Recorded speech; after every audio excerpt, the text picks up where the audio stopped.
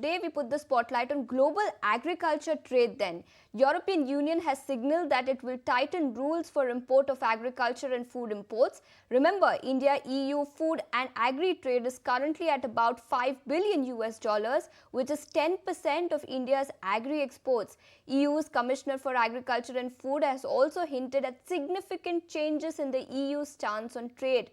To decode the news and to understand the impact of this news, we now have a guest joining us on the show, G. Chandrashekhar, independent expert. Sir, thank you so much for taking your time out and joining us here on ET Now. And reports suggest that the European Union will likely come up with stricter controls on agriculture and food imports.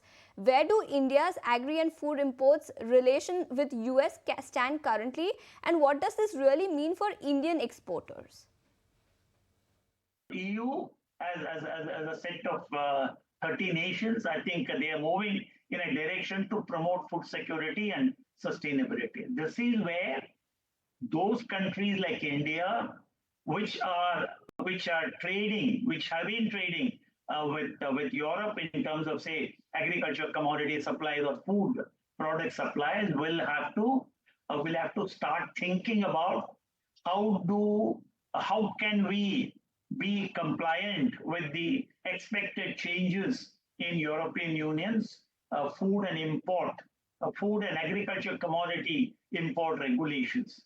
Now, for example, between India and the European Union, the food and agriculture trade is approximately $5 billion every year. And $5 billion represents about 10% of our total agriculture exports. Now, India and Europe are in the midst of a trade negotiation, and therefore India must seek to benefit from this trade negotiation by offering more and more of India's organic cultivation, organic foods. And if we, during our trade negotiation with the European Union, are able to build a certain relaxation for India as a developing economy, but an agrarian economy, that those strict environmental and sustainability rules that EU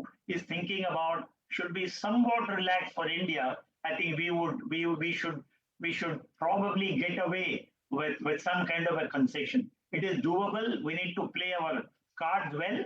But on the other side, the new laws of European Union are going to open up very big opportunities for India to export organically produced and certified agriculture products. India needs to play its cards well. That's the word coming in when it comes to agriculture exports. But sir, help us understand, is quality of exports from India a big concern, and are exports from India substandard as compared to other markets globally? Yes, I must say with a bit of concern that yes, the quality of export out of India is a matter of concern. In case of, say, spices, for example, or oil seeds, there is something called maximum residue limit, MRL. Often we have seen the insecticide or pesticide residue limits are even above the maximum limit approved by the Codex Alimentarius or by the European laws, and therefore we need to exercise strict surveillance and control over our exports. Our sampling procedures will have to improve. Our testing protocols will have to improve before we allow these goods for export. It is doable. It is possible. But we should be investing in systems and processes, and we should also be investing in appropriate technology. At the same time, it also is an opportunity, as I said, if we are able to set up modern laboratories, if we are able to irradiate our food products, and if we have a right sampling protocol, testing protocol, there's no reason why Europe will not buy. There's no reason why Europe will not pay a premium price. We should be able to command a premium price from Europe, or we should actually offer to the European Union that India can become a big supplier of organic products to the European Union.